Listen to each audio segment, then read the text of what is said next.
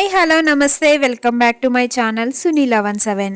ఈరోజు వీడియోలో నేను కుక్కర్లో జాయింట్ చికెన్ బిర్యానీ ఏ విధంగా ప్రిపేర్ చేసుకోవచ్చు అనేది చూపిస్తానండి. ఈ జాయింట్ చూస్తే అర్థమవుతుంది కదా ఎంత పర్ఫెక్ట్గా కుక్ అయింది అనేది. ఇంకా రైస్ కూడా చాలా పొడి పొడిలాడుతూ వస్తుందండి నేను చెప్పిన మెజర్మెంట్స్తో కనుక మీరు ఈ బిర్యానీ చేస్తే. బిర్యానీ రాని వాళ్ళు కూడా చాలా ఈజీగా చేసే పద్ధతిలో నేను ఈ వీడియో చేశానండి.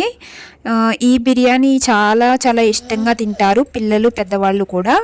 దీనికి కాంబినేషన్ ఏంటంటే రైతా ఇంకా చికెన్ గ్రేవీ అన్నమాట, చికెన్ కర్రీ చాలా చాలా సూపర్గా ఉంటుంది.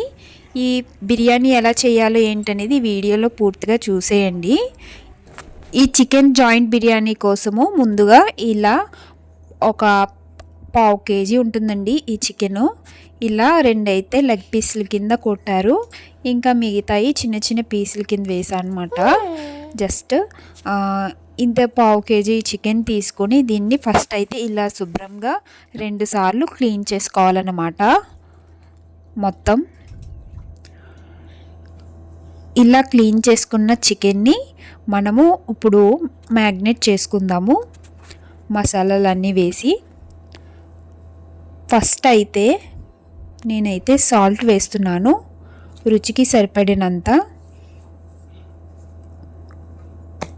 దాని తర్వాత పసుపు అయితే వేస్తున్నాను ఒక 1/2 టీ స్పూను, మనకి సరిపడినంత మనకు తెలుస్తుంది కదా, పసుపు వేసాను. తరువాత కారం వేస్తున్నానండి. ఇది కారం కొంచెం ఘాటు ఎక్కువ, అందుకు నేను 1 స్పూన్ వేసి ఇంకొక 1/2 స్పూన్ అయితే వేసానండి. ఒక 1/2 kg చికెన్కి నేను చెప్తున్నాను. ఇంకా చికెన్ బిర్యానీ మసాలా వేసానండి. ఇంకా ఇంట్లో ఆడుకున్న మసాలా ముద్దనైతే వేసానండి. దాని తర్వాత పెరుగు అయితే వేసానండి, ఒక పెద్ద స్పూను పెరుగు అయితే వేసానండి. మనం ఇదంతా ఈ మిశ్రమాన్ని అంతా బాగా కలుపుకోవాలన్నమాట. మసాలాలన్నీ చికెన్ లోపలికి వెళ్ళేటట్టు బాగా కలుపుకోవాలి. మనకి జాయింట్స్కి ఇలా ఘాట్లు అయితే పెట్టారు కదండి, అందులోకి మొత్తం మనం మసాలా అయితే వెళ్ళేటట్టు కొంచెం ఎక్కువసేపు ఇలా కలుపుకోవాలండి. ఇంకా ఇలా బాగా కలిపిన తర్వాత దీన్ని అయితే మనం ఒక అరగంట పాటు లేదా గంట పాటు మన టైమింగ్ని బట్టి మనం ఎంత ఎక్కువసేపు మనం పక్కన పెట్టుకుంటే అంత రుచి మనకి దానికి వస్తుందన్నమాట, లోపలికి వెళ్తుందన్నమాట. సో నేనైతే ఒక 1/2 అవర్ అయితే పెట్టానండి. ఇలా శుభ్రంగా కలుపుకున్న తర్వాత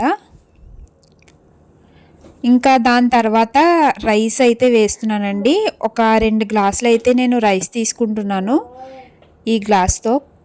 దీన్నైతే శుభ్రంగా కడిగేసుకోవాలన్నమాట. బియ్యాన్ని ఇలా శుభ్రంగా కడుక్కుని ఒక పక్కన పెట్టుకోవాలన్నమాట.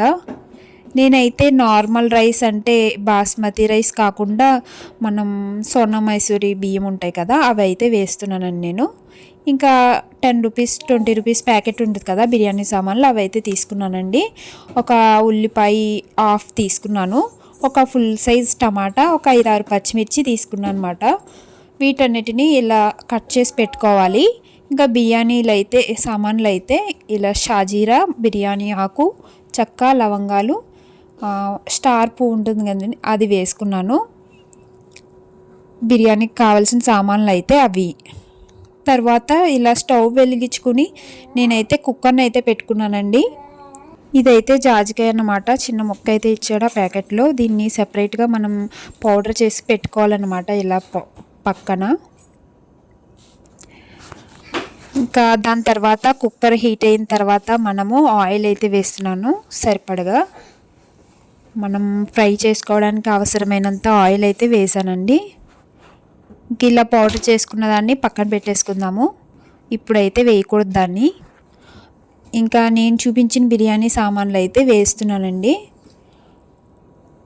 బిర్యానీ ఆకు, షాజీరా, స్టార్ పువ్వు ఉంటుంది కదండి అది, యాలకులు, చెక్క, ఇంకా మరాఠీ మొగ్గలు, ఇవన్నీ వేసాను అన్నమాట. నేను పౌడర్ చేసి పెట్టుకున్నది అయితే అది ఇప్పుడు వేయట్లేదు, దాన్ని చెప్తాను అప్పుడు వేస్తానన్నమాట. ఇప్పుడు వేస్తే అది చేదొస్తుందన్నమాట, బిర్యానీ మొత్తం పాడవుతుంది. సో అందుకే నేను ఇప్పుడు వేయట్లేదు. ఇంకా ఈ మసాలా సామాన్లు వేగిన తర్వాత ఆనియన్స్ అయితే వేస్తున్నానండి. నేనైతే ఎక్కువ ఆనియన్స్ వేయట్లేదు, ఒక ఉల్లిపాయ తీసుకుని దాన్ని హాఫ్ కట్ చేసుకుని హాఫ్లోనే వేస్తున్నాను అనమాట. ఎక్కువైతే తీపి అవుతుందని చెప్పి నేనైతే పచ్చిమిర్చి ఒక చిన్న మీడియం సైజు ఒక 5-6 తీసుకున్నాను అనమాట. ఎందుకంటే నేను పచ్చిమిర్చి ఫ్లేవర్ బాగుంటుంది, ఇంకా కారం పెద్దగా యూస్ చేయను కాబట్టి. సో అందువల్ల నేనైతే పచ్చిమిర్చి వేసుకున్నాను అనమాట.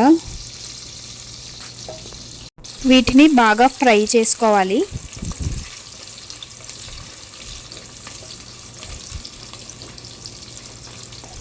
ఇలా బాగా ఫ్రై చేసుకున్న తర్వాత మనము ఉల్లిపాయలు పచ్చిమిర్చిని బాగా ఫ్రై చేసుకున్న తర్వాత కరివేపాకు అయితే వేసానండి. దాని తర్వాత టమాటో ముక్కలను అయితే వేసుకున్నాను. టమాటో ముక్కల్ని ఇలా పెద్దగా చీరిక కింద కోసుకోవడమే బెటర్ అన్నమాట.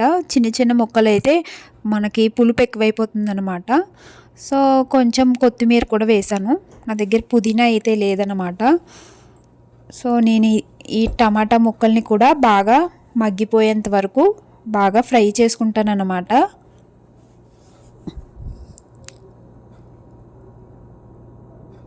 సో ఇలా బాగా మగ్గనిచ్చేంత వరకు ఫ్రై చేసుకుంటాను.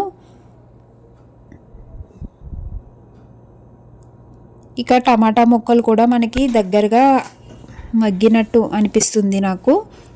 సో టమాటా ముక్కలు మగ్గిపోయిన తర్వాత నేనైతే ఒక చిటికెడు పసుపు అయితే వేస్తున్నాను. దాని తర్వాత ఆడిపెట్టుకున్న చిన్న మసాలా ముద్దనైతే వేస్తున్నాను.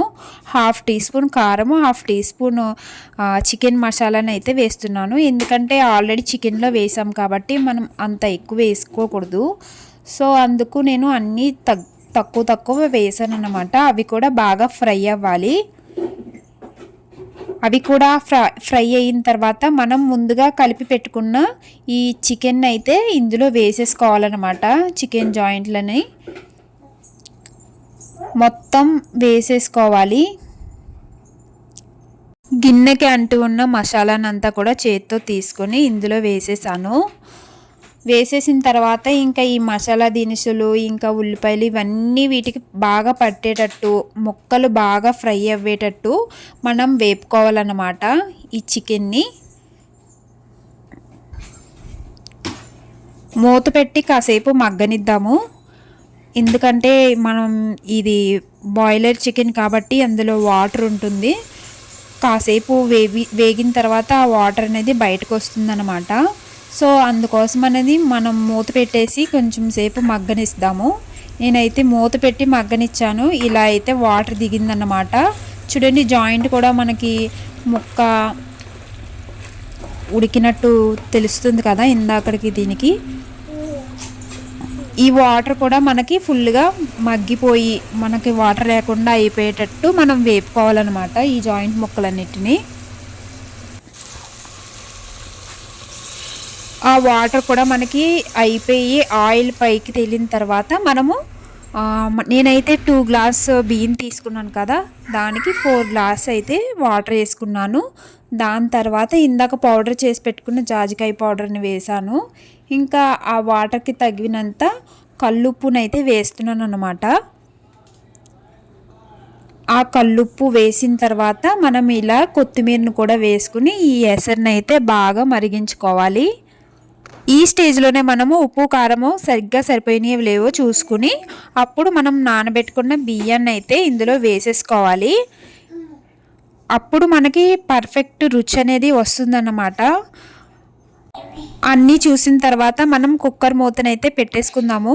కుక్కర్ మూత పెట్టేసిన తర్వాత హై ఫ్లేమ్లో ఉంచుకొని ఒక 2 విజిల్స్ వచ్చేంత వరకు అయితే ఉంచుకోవాలి. దాని తర్వాత స్టవ్ అయితే ఆఫ్ చేసుకుని దాన్ని డిస్టర్బ్ చేయకూడదు.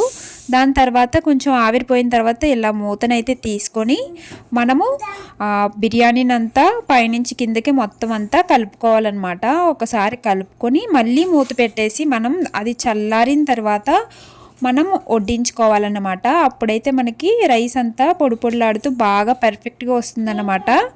ఇంకా ఇలా జాయింట్ ముక్కల్ని అన్నిటినీ మనము పైకి తీసుకొని ఇలా ప్లేట్ని అయితే సర్దుకోవాలన్నమాట. దానికి కాంబినేషన్గా ఇలా చిక్కటి రైతాని అయితే కలుపుకున్నాను అన్నమాట పెరుగుతో. ఇంకా చికెన్ కర్రీని అయితే ఇలా ప్రిపేర్ చేసుకున్నాను. ఈ రెండిటిని మనము కాంబినేషన్గా తీసుకుంటున్నాం అన్నమాట ఈ జాయింట్ బిర్యానీలోకి. నేనైతే ఈ జాయింట్ బిర్యానీ ఇదే ఫస్ట్ టైం అండి చేయడం, కానీ చాలా చాలా సూపర్గా వచ్చిందనమాట. ఇంకా ఆ జాయింట్ అయితే చాలా చాలా టేస్టీగా ఉందన్నమాట. ఇంకా ఇలా పట్టుకుంటే అలా ఇడిపోయేటట్టు సూపర్గా కుదిరిందనమాట. మీరు కూడా ఇదే కొలతలతో ట్రై చేయండి, చాలా చాలా బాగా వస్తుంది. మీరు ఈ బిర్యానీ ఎవరికైనా ఇచ్చినా కూడా చాలా చాలా ఇష్టంగా తింటారు. నేనైతే ఈ వీడియో తీస్తున్న ప్రాసెస్లో మా పాప అయితే వచ్చి జాయింట్ తీసేసుకుని తినేస్తుంది అన్నమాట. టేస్ట్ చేస్తుంది కక్క కక్క అనుకుంటూ. సో ఈ వీడియో నచ్చితే ఖచ్చితంగా లైక్ చేయండి, కామెంట్ చేయండి, షేర్ చేయండి. నా ఛానల్ని సబ్స్క్రైబ్ చేసుకోండి.